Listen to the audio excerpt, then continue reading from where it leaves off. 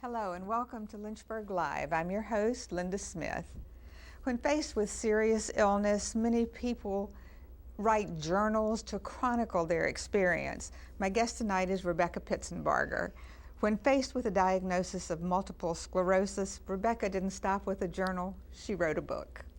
Becky, I'm so glad to have you as a guest on Lynchburg Live. Thank you for your invitation. Now, you've written a book about sharing your life with multiple sclerosis and what it was like to go through that. But before we really get started, could you tell our audience what your life was like before you got this diagnosis? What were you doing? Well, before I was diagnosed, I was home raising my children, had decided to go back to nursing school, and was just preparing, had been accepted, was just preparing to go when I had a flare of MS. And that was kind of the beginning of that change for me. So you had a family? Oh yes, I had young children. I had a 7-year-old and a 4-year-old, and had an episode of losing my vision in my eye. I got it back. I went to school, and I didn't have another flare for about 5 years. So, but everything was pretty normal Oh up yeah. until then? Oh yeah, I felt fine. Did all the things that mothers do. I changed diapers and fed babies and just had a good time with my children. And yes. going back to school was your goal? That was my goal, to return to nursing school. All right, for those people who are watching and who really aren't familiar with what MS is, could you sort of give us just a Reader's Digest condensed version? I'll give you the quickie version. Okay. MS is a disease of the brain and the spinal cord and the optic nerve. It's an autoimmune disease, which means the body turns on itself. There is no cure for this disease. We do not know what causes the disease. And what happens is, for some reason, the body turns onto the myelin. And myelin is the coating around the nerve. And myelin nourishes the nerve, it protects the nerve, and it has to do with the impulses moving from the brain to whatever you want to move. And when the myelin is destroyed, then all that progress of the nerve impulses are interrupted, or they're misdirected, or they just stop. Now, when were you diagnosed? How many years ago? Diagnosed, I'm gonna have to do quick math. Okay. I had the first flare in 75. I had another flare in 80. It was 81. 81. Now, I know you went through a lot of years without a definitive diagnosis. Right. And why is MS so difficult to diagnose? There is no one test to rule in MS. You can't draw blood, do an x-ray, or do anything to say that this is MS. So what a physician normally does is looks at his patient, what is this patient doing today? Have there been any strange neurological problems in the past? Then they can do an MRI. Unfortunately, with MRIs, they can indicate MS but not rule it in. They do lumbar punctures, and you know about lumbar Right. punctures. They can be negative, and still the patient has MS. So you don't have anything definitive. It's like putting a piece of a puzzle together, and you finally get enough pieces in there, it's an indicator. And that's why it's so hard. And is any particular age group affected more than another, or is it just a broad Not so range? broad. Years ago they had 20 to 40. Now they've changed that to 10 years of age to 50. Oh my goodness. We're seeing this in pediatric cases now. Now, I had never heard of that. And it's absolutely frightening when you think about it. See more in women than men. Then you get the little hormonal question about that. More in Caucasians of Northern European ancestry, although you see it across the board.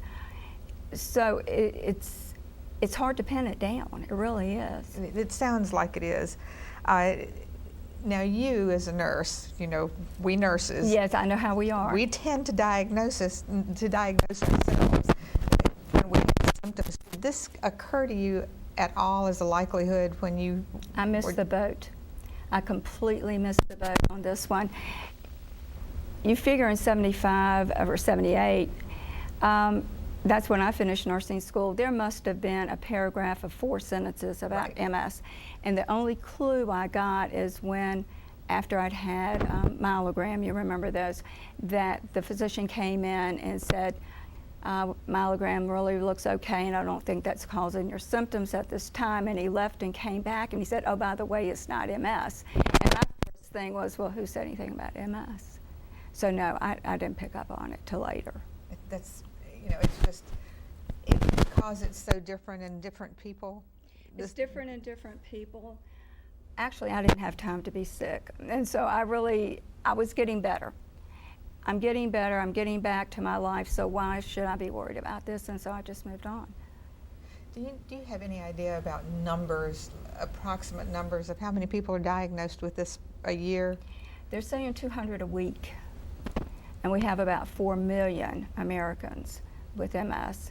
And then we're adding this 200 a week. Oh my goodness. I mean, I think part of it is we're more mindful now. Research has come a long way, Linda, a long, long, long way. And so we're looking more in that direction, I think, sometimes, and are more mindful that that might be a possibility. You said that your first symptoms were with your eye? Right. What other kind of symptoms do people have, or have you had? Well, it's kind of name the nerve and you'll get your symptoms. I mean, my symptoms, I've had partial paralysis of my leg. I lost my vision. I've been numb from the waist down. I mean, it's been a lot of silly stuff, so to speak. But everybody is different. And some have trouble, walking, some talking. They have numbness. It's just whatever nerve is being affected. So it really, it varies from person to person. It does. And the symptoms are vague. Exactly. And could probably be pigeonholed into another group of diseases even. Actually, yes. That Yes. makes it really difficult for our audience, that something like that makes it difficult to come up with a diagnosis. It does, and some of them are so vague you begin to wonder about your sanity. I'm sure. I mean, you really do. And some physicians may, and that was a problem in the early days, a lot of physicians, because they could not pinpoint it, would actually do psych workups. That was the way to go. Yeah. If you didn't find out what it was, then you Had to be your nerves. Yes, had to be your nerves. Is it a progressive disease? I mean, does it get worse with time, or? Depends on the MS. There is 2 types of MS. One is the relapsing remitting, and basically what that means is you have a flare-up or an exacerbation. You have symptoms, it will resolve, and you go into remission, and then you're not in an active stage of the disease, and your remission can last months, years, whatever. There's a progressive MS that you slowly begin to go downhill. For example, you had trouble walking. Now you have to use a cane. Then we get to the walker. Then you get to a wheelchair. So basically what the individual is doing, they're just worse this year than they were last year, and the next year they just kind of slip down the slope. And again, that is a different type of MS. And there's no real explanation why some people are affected more severely than others. None. That just, that makes it so much harder. Exactly. To deal with. Now, how about, what kind of toll does MS take on your life, say, if you have a job? How does that affect you? And I go back to the early days because I've had MS 37 years now. In the early days, people would not tell their employers because they were afraid they would be fired, because people didn't know a lot about MS, and frankly, I really thought I was going to die early because nobody just really knew how this was going to go. Now, employers cannot do that, but you have exacerbation. How long are you going to be out of work? You really don't know. And so it can affect your job if you have an understanding employer. But on the other hand, sometimes you can get so debilitated you can't work anymore. So it's iffy. It's just an iffy disease. It's bound to interfere with every walk of your life. Definitely. Your family life, caring for your children, being a wife. I mean, I just don't know how you cope with something like that. How does it affect your personal life? Well, that's a hard one to answer. I think it's based on the relationship in the first place, but as you well know, a chronic disease, the individual is struggling. You're struggling with uncertainties. You're struggling with the losses. I've lost my job, or I've lost my mobility, or I used to ride bikes with the kids and I can't do that anymore. But it's a real death, and it's a death of your dreams. but your dreams are part of your family's dreams. So they're going to start experiencing death of their dreams, death of the time with their mom. Mom's in the bed all the time, or mom gets tired really fast. It can be devastating, and I don't know that the divorce rate is any higher among MS couples, but I think it is a significant problem. And it does stress a marriage. Oh, certainly, certainly. Now, is treatment, medical treatment, is that an expensive thing? I know Copaxone is, and it depends, I'm sure, on the source, but it can be $24,000, $36,000 a year. Oh my goodness. Yeah, it's very expensive. Now, this is a medication you're talking about. This is a medication. It is, there are the interferons, beta-seron, Avonex, are those drugs. This is a different class of drugs, but it is still it's used for MS. It just works differently. We have a friend with MS who the only thing that had helped her was an experimental drug, and because it was experimental, insurance wouldn't pay for it. Exactly. And she's continued to take it, and they do everything they can to make sure that's the first priority they have with their bills. This Right. comes first. But to me, that just seems, I mean, I'm not going to get into a discussion about insurance companies, but to me, it seems unfair that the one thing that you find that does help you, that insurance companies won't come forward. And Well, sometimes you want to look and say, what's the life worth? I mean, that's what we're talking about. Her life is wrapped up in that one drug, and you've heard that about cancer patients. Right.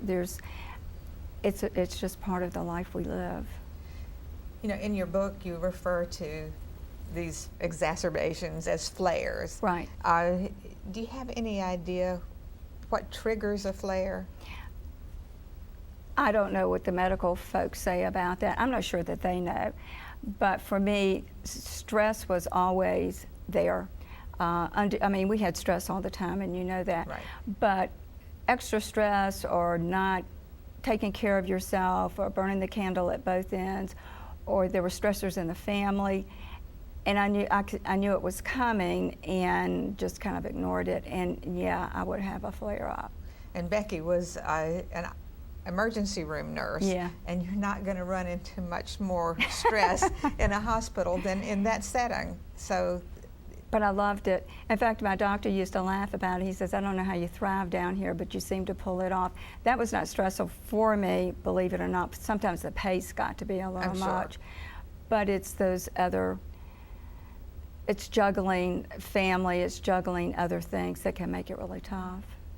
how important, and I know the answer to this question, having been through something myself, but how important do you think family and friends are to you as support when you're going through something like this? They're everything. You know, without hope, and that's what your family gives you, I think, is hope. And if you've got hope, you get up in the morning. Do you know if there are any support groups locally, or are you part of any support groups for MS? I think there's still one here in Lynchburg. In fact, I'm almost sure of it. I was very much involved in the support group in my early days. Again, these are people who had MS longer than me. We didn't know a lot. The research was not out there. But MS people are really great for sharing. And they would share their experiences or share what they did when they had this problem or that problem. There was always a common thread between all of us. So I would encourage anybody to be a part of that. Now, you've written a book, I have. MS and Me. I don't know if you can, well, you can see the book, but the book cover is behind us as a background as we're doing this interview. What inspired you to write the book instead of just doing a journal? Or did you start out doing a journal? No, I never did a journal. Actually, Dr. Fuchs at UVA is the one that finally put me onto this to really do the book. I was being worked up for a drug study and had to have this little testing done. Dr. Fuchs did that, and then we were talking about my experiences and so on and so forth, and she counsels with MS people, and her comment was, have you ever thought about counseling with MS people? Well, of course not. I'm a nurse. I don't do counseling. Right. But her thing was that I'd had experiences that she thought would be beneficial to others. And when I left that day, she said, go write the book. And so I went home. I was not working at that time, and just started typing, and it just kind of moved on. But then I went back to work, mercifully, and it got on the back burner. The truth of the matter, it really was divine intervention. It was that voice that you have every now and then. It said, you need to finish the book, finish the book, finish the book. And so I had to do that, which is when Joyce came into the picture, and I called Joyce about it, knowing that she would turn me down, and she did not. And she's the book publisher. She's the book publisher, yes. And was on this show recently. Right, right. So that was the inspiration to do the book. Did you do it primarily to help other people who are going through the process or the experience? Or did you have that kind of focus, or did you just want to write it and get it down on paper? Because it helps other family members. That's what it's about. This is what it was for me, and maybe you can glean something from my experience that will help you out. I know a woman in Princeton, West Virginia got the book and had two comments. One, this is my story, although basically our stories are very different, but it gave validity to what she'd been trying to explain to her family. And her husband told me, thank you so much, because now I finally understand. So if it does that, then that's the goal. Right. I mean, that one thing, if you don't hear it from another person, that one thing made it okay. Made it worth writing this book and taking the time to do it. Right. I mean, especially if families are involved in that. I also noticed that the book, I love the book, by the way. Thank you. It's a conversational book. You know, I felt like I was talking to you and I didn't even know you. And you used humor. I thought that was great too. And using humor shows that you can go through something and still retain your sense of humor. So, you know, to me, I really enjoyed reading it, but I also got the feeling that this book is about a woman who's trying to manage a life, a marriage, her children, and just get through it the best way she can. And it probably could stand on its own without including MS. That's very kind of you to say. Thank you. And, you know, I think it certainly is a resource for just women in general. Thank you. All right. How about from MS sufferers, have you heard anything else besides this one woman that you had a book signing at my church. They were very kind to do that. And later on, one came to me and said, you know, my brother died of MS, which of course I did not. She said, it's been years ago, I wish I'd had your book, because I would have understood him and understood it better. So I have heard from a number of people that it has given them that kind of insight. And again, that's what it's all about. It is. You know, in researching this show, I found a newsletter, an MS newsletter, that had reviewed your book, and the review was so positive. Do you have it in other newsletters that you know of, or? No, I did have an interview with Daryl Laurent, and he had me. Oh yeah, it was wonderful. He really did a great job. And then my hometown, Alta Vista, the editor there did an interview and had a write-up in the paper, and he too did a really great job. So yeah, that was very pleasing. Had you written before? Are you serious? I mean, I know nurses. No. Nurses write journals and nurses notes, papers. Maybe. No. And nurses notes. Yeah. There was a creative writing class when I was growing up in high school. I couldn't even get into that. And I'm sorry that teacher's not alive. To see you today. Yeah, here. All right. Now, I just want to get into a personal thing. You said your husband, this is your this is not your first husband. Yeah. And that this husband has been so supportive, and he even did the cover. He did the cover. Would you tell us just a little bit about him, because I think it's... Well, it's funny, when we met, he was taking donations for MS. For the ski-a-thon. Years ago, they used to have the ski-a-thon up at Wintergreen, and he was skiing for MS, and he comes through the ER and he wants donations, and yeah, I'll give you a donation. And that's really how we met. He just hangs in there with me, and it's difficult. I will tell you, when I'm in a flare, I'm a nasty, nasty, nasty woman. I really am. You feel bad, you're full of steroids, you're upset, you don't know how things are going to go, and you're just, nobody wants to be around you. And the steroids affect your mood and your yes. response to other people anyway. Right. That's not you being That's a bad not you. woman. Yeah, but I mean, you really, and you're scared. And he's always been supportive and hangs right in. You're very fortunate. Oh, I am. You know, because in statistics like with breast cancer, you find divorces Sure. following going through treatment with a wife, and most men just sort of hang in there, and then a lot of them just leave Right. because it's so stressful. So you're very fortunate to have somebody like that who has talent and Yes. can draw a book cover for you. For free. For free. All right, in the book, you mentioned having an epiphany. And that's one part of this book that I enjoyed so much. And do you mind sharing that story with our audience? Probably that's my best story. You kind of have to set the tone of what was going on. I graduated in 78, 82, I'm out with MS. So I got 4 years of nursing. I am not a happy woman, but I was playing the game, and you know, on the outside I'm doing my best and going to my support group meetings and trying to be a real trooper about things. On the inside, I was really, really, really angry. And I was angry at God about this because I really didn't think I deserved this.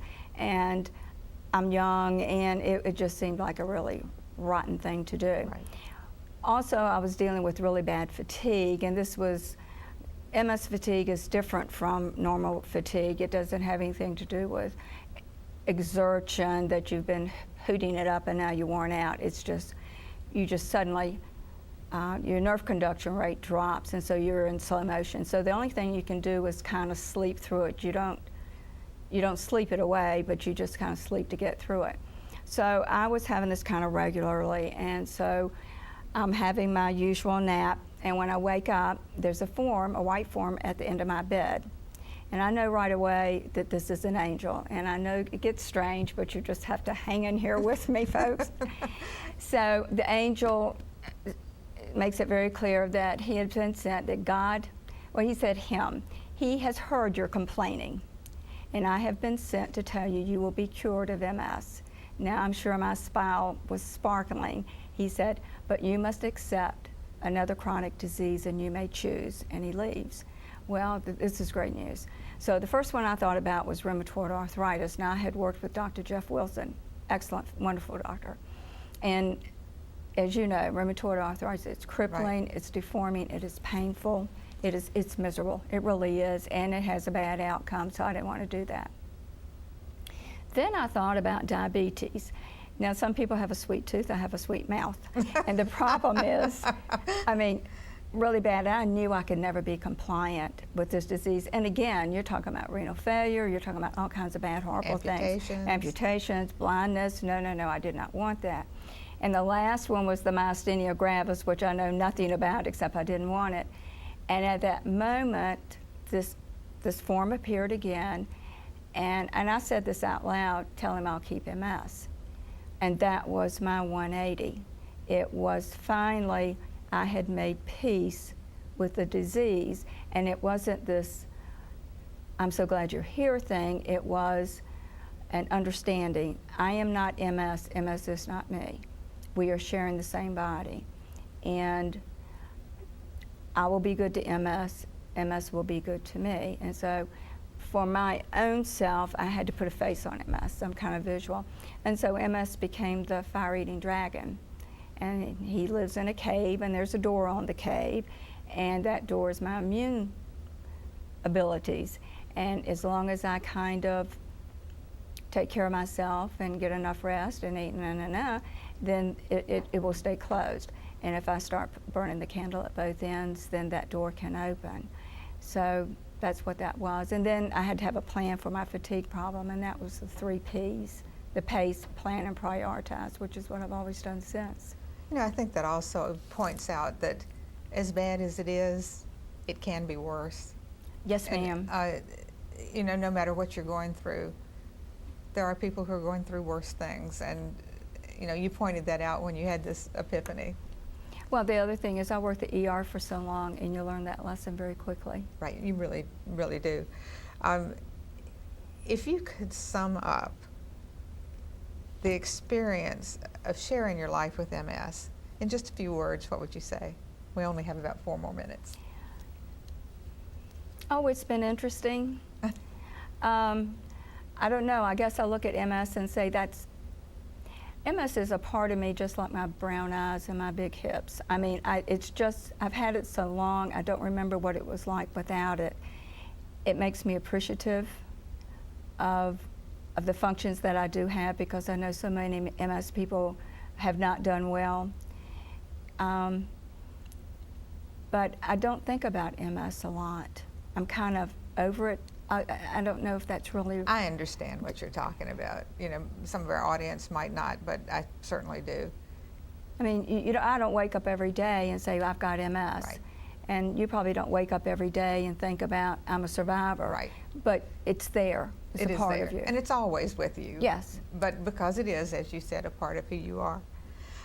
Are you still practicing nursing? I am. I work full time. I'm a correctional nurse. Cool. And I'm really enjoying that. So yeah, I'm working full time now. That's great. Do you think you'll write another book? You know, I'm not a writer. I'm really not. I can tell a story. Margaret Mitchell was a writer. And I don't know, the only thing I would ever write about is my mother made me promise before she died that I would write about our family when we were growing up as kids. So maybe I'll do that for the family. If anyone's interested in buying a copy of Becky's book, you can contact her through me at lynchburglivenow@aol.com, and I will pass along any messages that you have for her or any desire to buy your book. Thank you very much. I do hope that you're able to sell some books because of this.